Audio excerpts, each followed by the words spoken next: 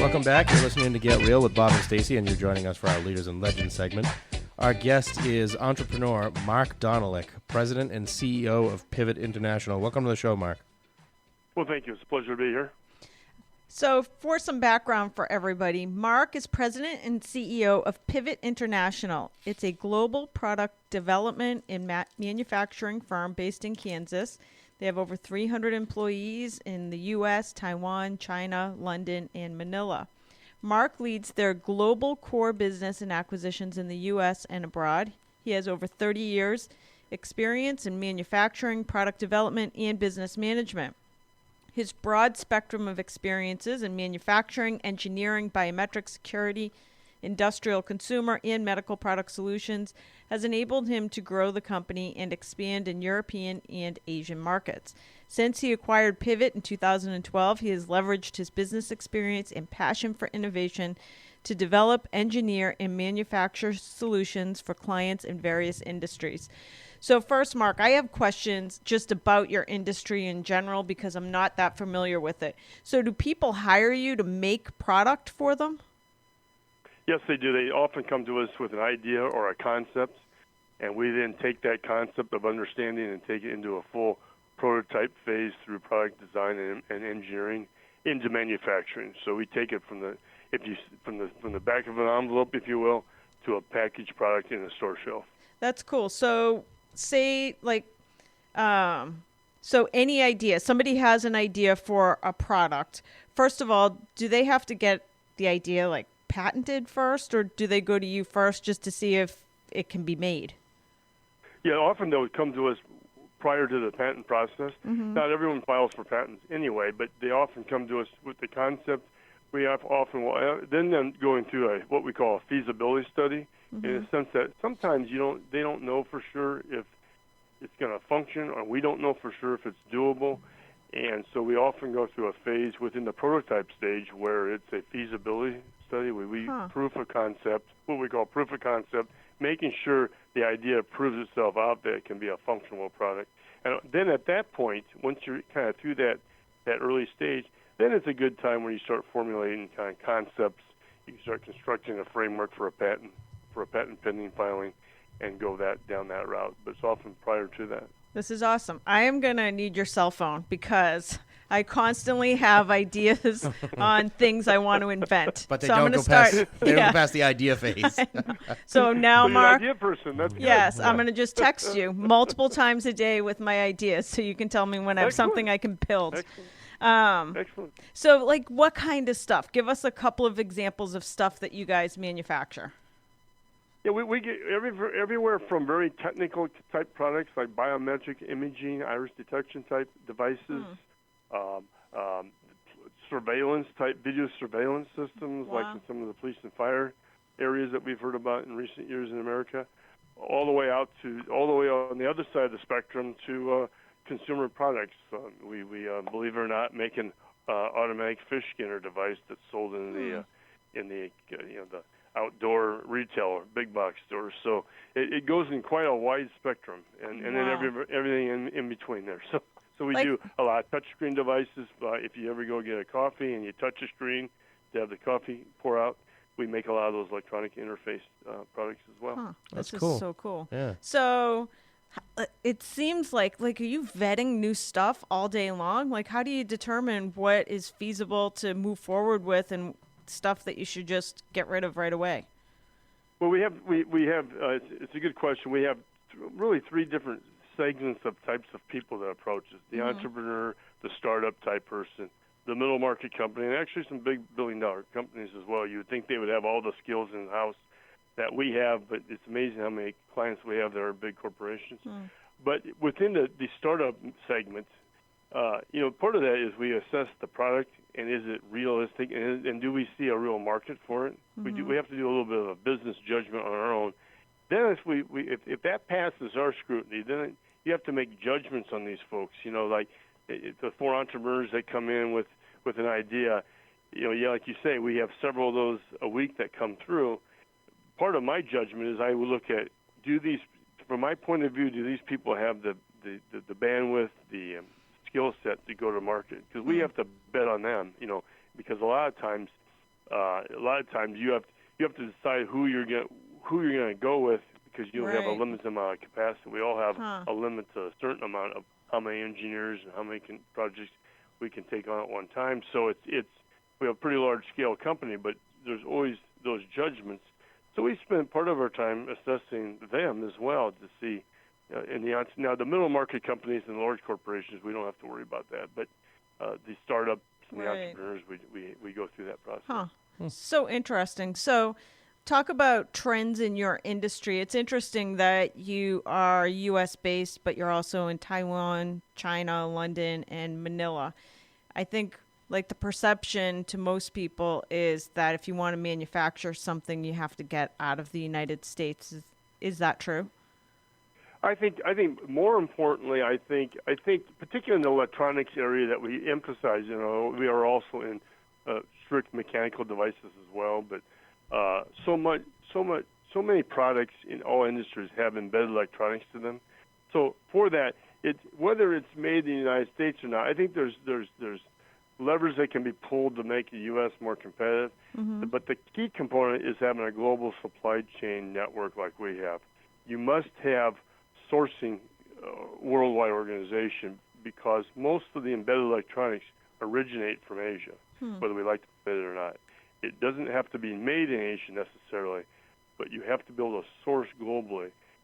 For every piece of electronics, your cell phone, your mobile phone, has a circuit board inside it, and most of those components originate from Asia and always have. Matter of fact, it wasn't like a recent thing. It's the componentry sourcing has always come from there. So you've got to be able to have that to be able to hit your target price point. And then you can manufacture in certain, particularly if we get tax reform and deregulation that we're hearing about, they'll position U.S.-based manufacturing in a better place while having this global sourcing organization. That positions you, frankly, I think, to be able to be more emphasized towards the concept of making more things here. But all those things, I think, all those actions have to take place, and you must be able to source globally, though, for the components. Wow. So when it comes to manufacturing, like who's building the stuff? Is it humans or is it robots? Well, it depends what the type of product. If it's a highly specialized device, it's going to be more engineering technician type, engineering-based kind of workstation type manufacturing. If you're in consumer products, high volume, you're going to have a lot of robotic of that level. If it's made in Asia, it's going to have less of that, or they're going more of that. And a lot of your consumer products, like that are sold in the Walmart stores, a lot of that gets manufactured in Asia. That's going to be very tens of millions per month type linear volume. You're going to have robotic manufacturing in that situation. Highly scientific engineering-based products, less so because of the technicality of it, and also because of the less linear volume. So there's a few variables that dictate how something's being made. But certainly, as we talked about reshoring, we talked about different terms are being used about the U.S.-based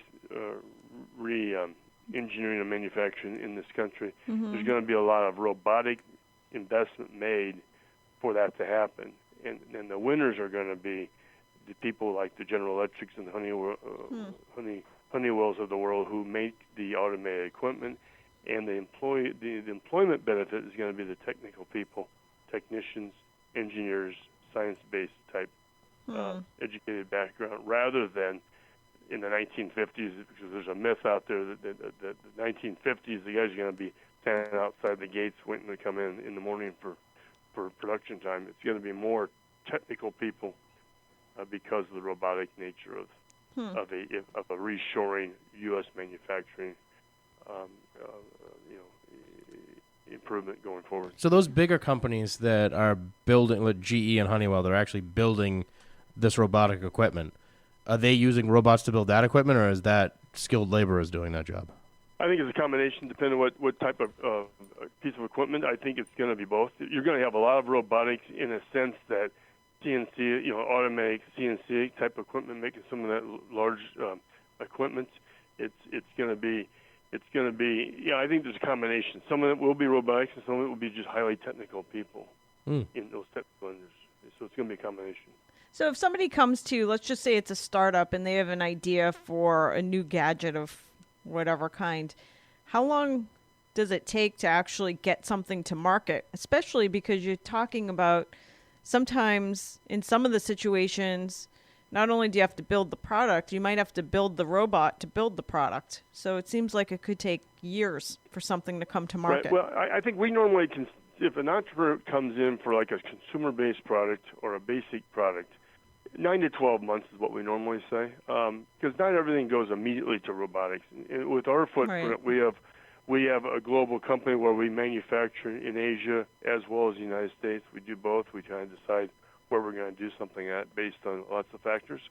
But you don't have robotics necessarily in a lot of the embedded electronics devices. So, and typically you don't in most of these products. So yeah, we can have that product in the hands of the customer within the 12-month period normally. And really, the gating factor often is the tooling that's associated with the. If you look at your phone, you have electronics inside it with the housing on the outside. Well, that takes tooling to make the housing, and often that becomes the gating factor of not getting to market 6 to 9 months versus 9 to 12 months. The other factors, if it's an entrepreneur, what we see though, what often is a gating factor is in an entrepreneurial type situation, is do they have the capital structure to go into production as quickly as we're ready?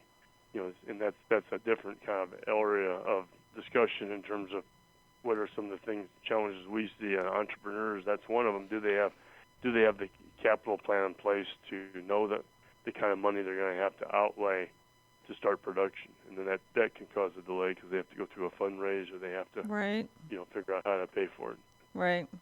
Tell us about, I know that you were a recent sponsor and judge at the annual Kansas City Make 48 competition for people that want to innovate, inventors like me. Like you that haven't invented yet. I'm very excited that I have Mark's phone number. So other inventors like me. Yes. So talk about what the competition is. Yeah, it's kind of an offbeat of Shark Tank, although in a different facet. It's a certain teams get selected for an idea. And the Make 48 stands for Make It in 48 Hours. So what's interesting about this and what other news networks have been interested in because they've been intrigued by it is that the idea is that these teams show up and they have with nothing, and they have 48 hours to make a functional prototype, and then they get judged on it. And then the winner, QVC, gets involved in it. Some other kind of pathways to market get involved with it that helps the entrepreneur go to market, whoever wins.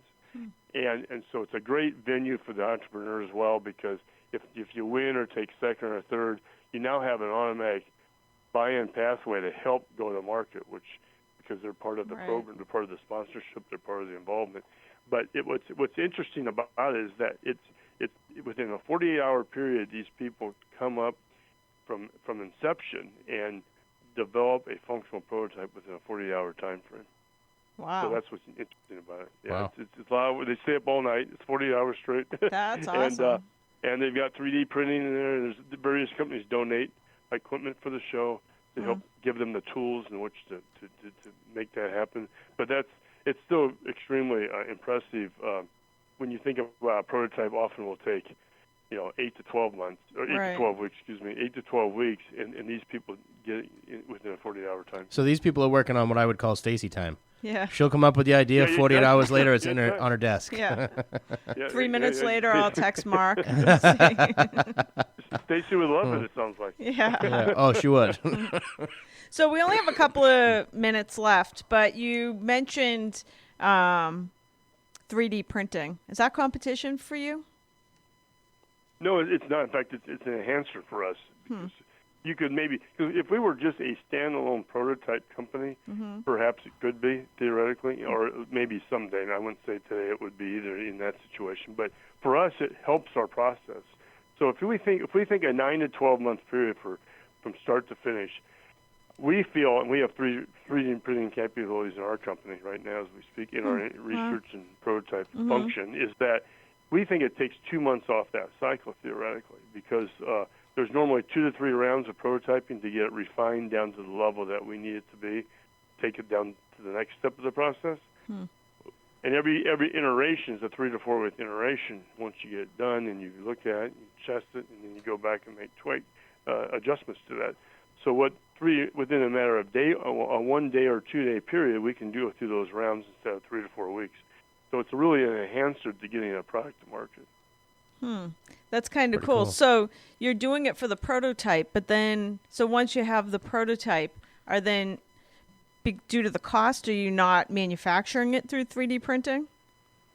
No, we're not. I think there's a lot of discussion about it's kind of like other technologies.com in the late 90s, radio in the 1920s. The concept of the technology and the immediacy of where people thought it was already going to be always accelerates ahead of where it really is at. I mean, there's exceptions to that. There are some people using 3D printing for manufacturing, but largely speaking, where it's really being a benefit at this moment in time is in the product development stage.